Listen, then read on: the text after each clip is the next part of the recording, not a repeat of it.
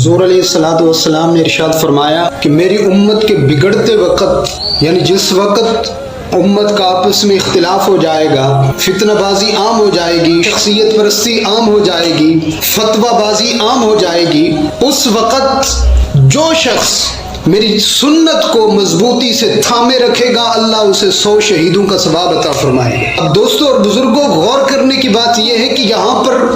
شہید کے ثواب کے ساتھ اللہ تبارک و تعالیٰ نے کیوں تشبیہ دی؟ اس لیے کہ شہید تو ایک تیر کا زخم کھا کر شہید ہو جاتا ہے، مگر یہ اللہ کا بندہ عمر بھر ساری زندگی لوگوں کے طعنے کھاتا رہتا ہے، عمر بھر لوگوں کی زبانوں کے گھاؤ زخم برداشت کرتا رہتا ہے، اللہ اس کے رسول کی عزت کی خاطر سب کچھ برداشت کرتا ہے، اللہ اور اس کے رسول کے نام پر بک جاتا ہے، خدا اسے